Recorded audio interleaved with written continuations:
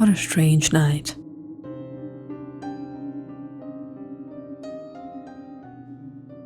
Morning, Mrs. Simmons. How are you? Doing well, Ryan. Just going out for my morning walk.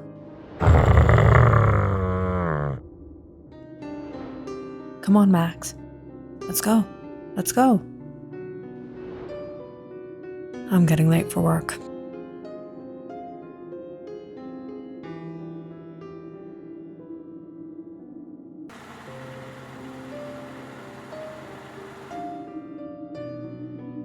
Morning, Pedro. Good morning, Mr. Anderson.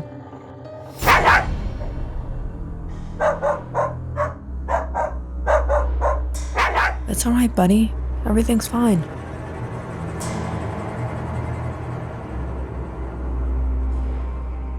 Strange.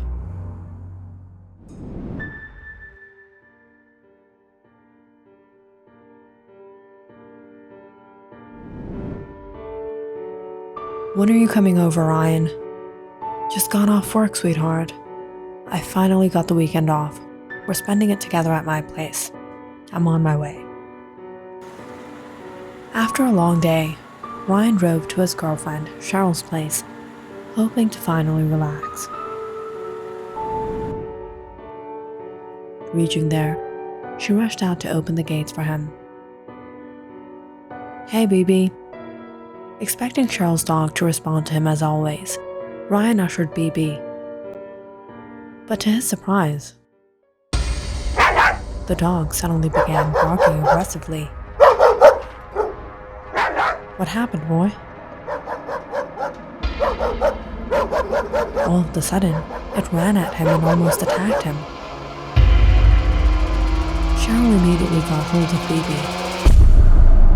BB, what's gotten into you? It's Ryan. Did he get you? No, I'm fine. After a lot of hustle, Cheryl pulled BB and locked him out into the backyard.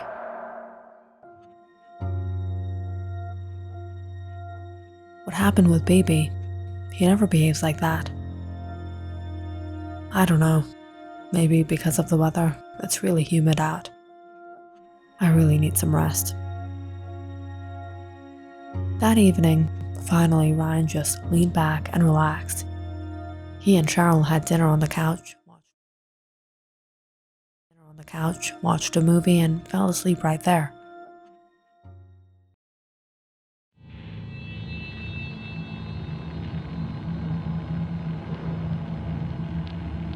But sometime in the middle of the night, something woke Ryan up.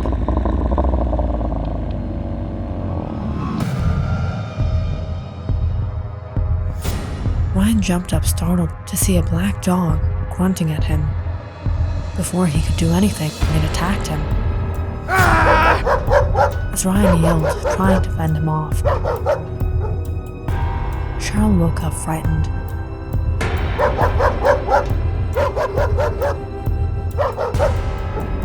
Ryan, what happened? The dog. It's attacking me. Dog? What dog? I locked BB out. There is no dog here. Cheryl watched in utter shock and confusion as Ryan fell to the ground, trying to fight off something that wasn't there. Until suddenly, he fell unconscious. Ryan, listen to me. There's nothing here.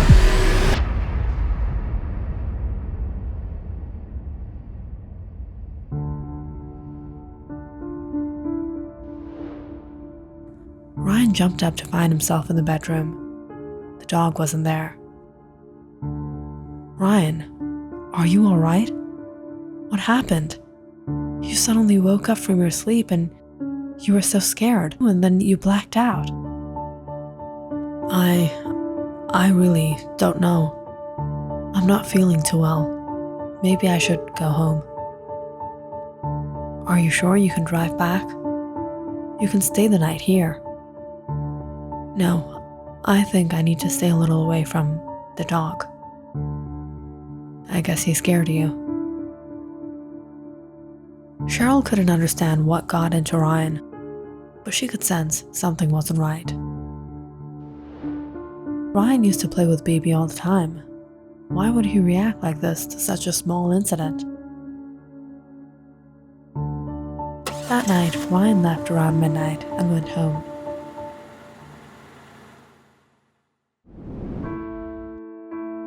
And Cheryl anxiously waited for his call the next morning, but it never came.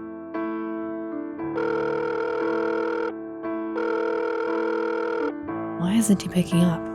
Hello, no one is available to take your call. Please leave a message after the tone. Ryan, are you alright? Call me back.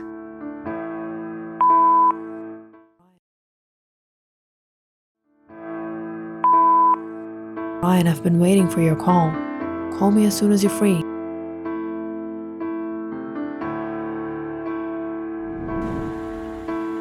By the evening, when Ryan didn't call or message back, Cheryl got a little worried and decided to go to his place.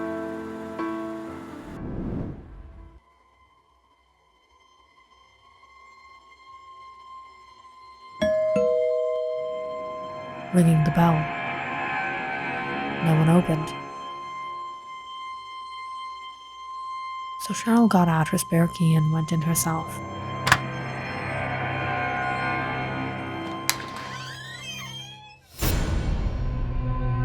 She was shocked to find the entire house trashed. What happened here? But when she walked into Ryan's bedroom, she froze. Ryan lay on the ground, half in his senses. It's going to get me. It's going to bite me. Get it away. Get it away. Ryan? Fortunately, Cheryl was able to get Ryan to the hospital in time. But Ryan was uncontrollable. He wouldn't let the doctors or nurses get near him. He kept yelling in fear. Eventually, the staff didn't have a choice but to sedate him. Doctor, what has happened to him? He's suffering from delirium, but surprisingly, the tests have all come normal. I can't seem to understand what is causing him to behave like this, besides a mental illness. Has anything unusual happened recently? Mental illness? No, that can't be. Ryan was absolutely fine. At least, before my dog tried to attack him yesterday. He was behaving a little off after that. I guess the incident scared him. Fear like this? Just from a small dog attack? That's strange. We have to keep monitoring him, Miss Wilson. When Ryan's parents got the news, they rushed to the hospital to see him. My son, what happened to him? He's having some kind of delirium. He's scared of something. Doctors have kept him on surveillance, hoping if he sleeps well, he'll come out of it.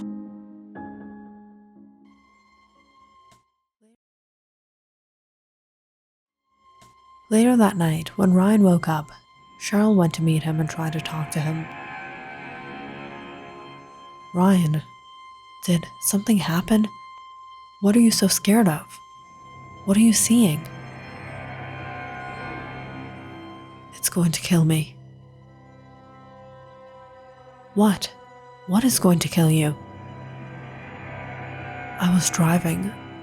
I don't know from where. How it came in the way. I couldn't stop in time.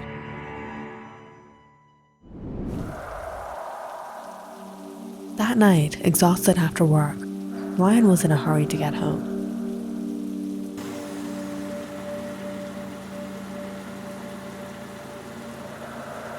But it was driving back in the pitch darkness. Ryan suddenly spotted a black dog in the middle of the road.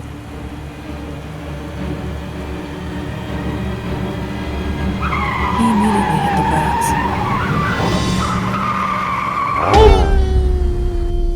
but it was too late. He crashed into the dog, throwing it a few feet ahead. Ryan immediately got off the car to check on the animal. It was whimpering in pain. Both its hind legs had been broken. But when Ryan went to help it, the dog began dragging itself off the road. He froze as he watched the creature reach a tree and suddenly get up on both his legs, limping like a man. As he clawed onto the tree and began to climb it.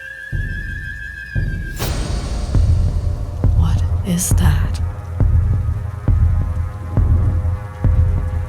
Horrified, Ryan ran back to the car and simply drove all the way back home. He didn't know what he saw, but he was terrified. It was no ordinary dog. It was something else. It was some otherworldly creature.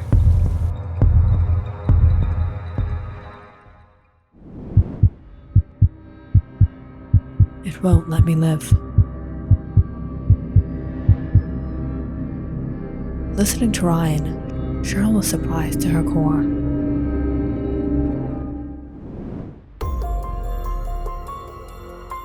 Black dog? An otherworldly creature? What did Ryan really see? As Ryan went unconscious from the medications, Cheryl took leave herself.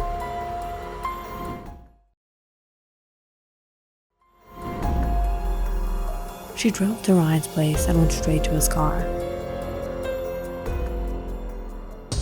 To her surprise, there were scratch marks, a dent exactly where Ryan had said. What happened that night? I have to go there.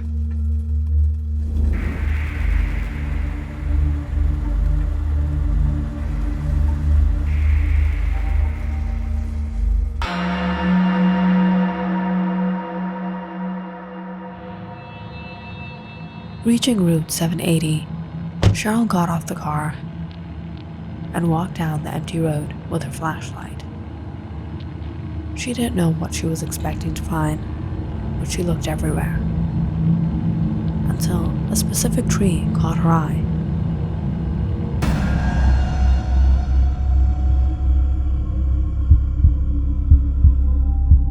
Scratch marks.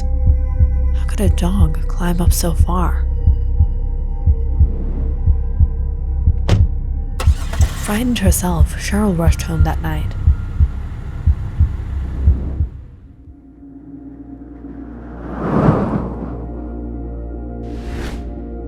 She spent hours trying to find out what animal, what creature it could have been, but no animal matched its description.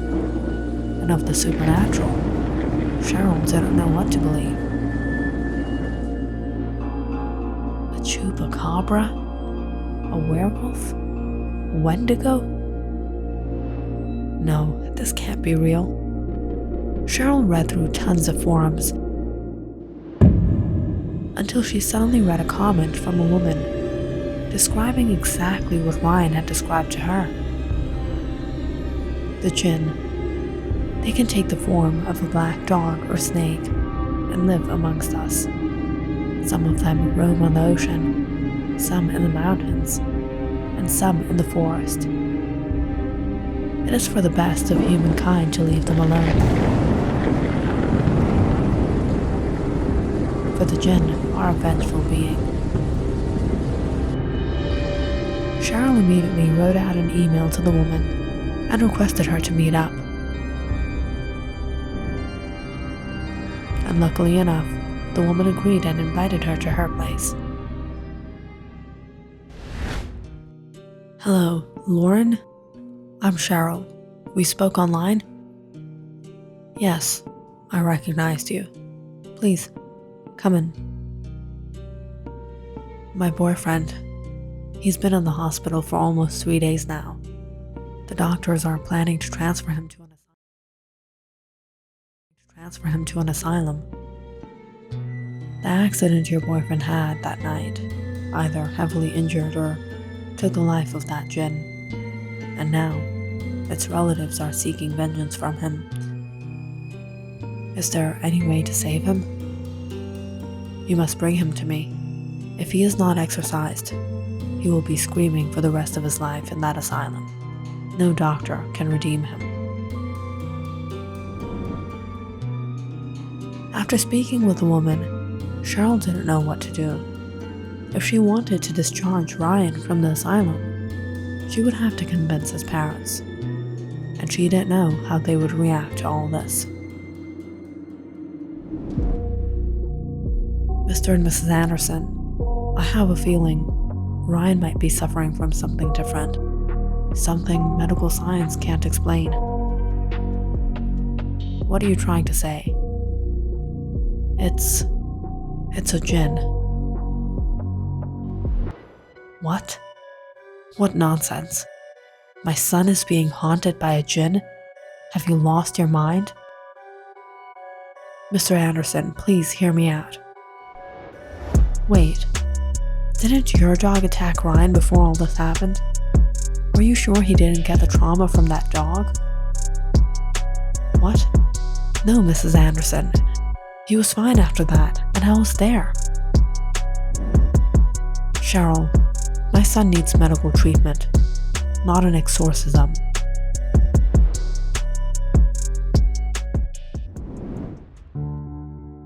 I don't know what to do. His parents don't believe in all this. They won't let me bring him here. Then that leaves us with no option. We'll have to go to him.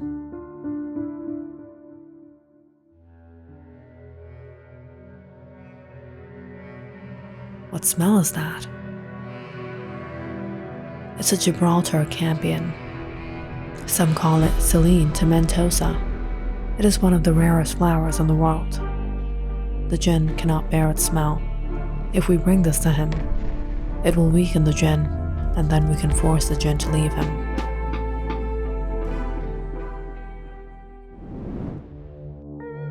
The next evening, Cheryl managed to convince the staff and brought Lauren to visit Ryan at the asylum. Who is she? She's his aunt. Stepping into the room, Cheryl found Ryan sitting to the corner on the floor. She slowly went near him. Ryan, there's someone here to meet you. Her name is Lauren. I know what happened to you. She can help you.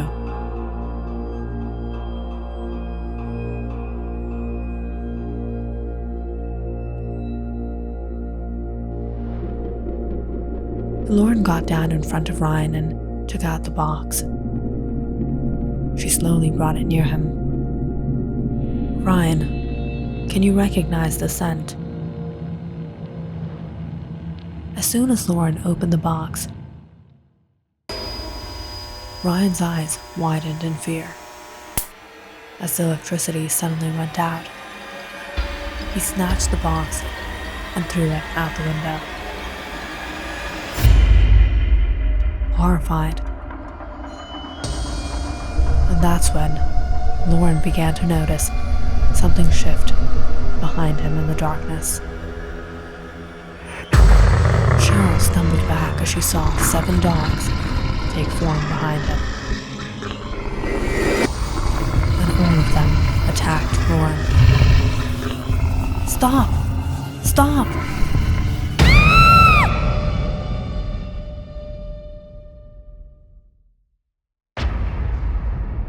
In fear, Cheryl froze.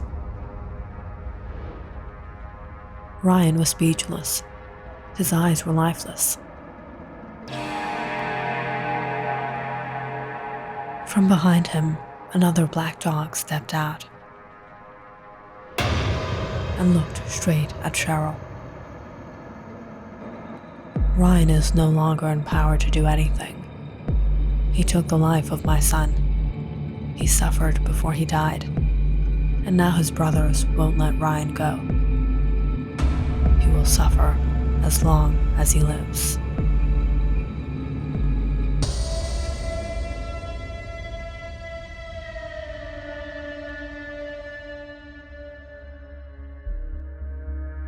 Click on the subscribe button and check out more awesome videos on our channel. And don't forget to press the bell icon because you know it's interesting.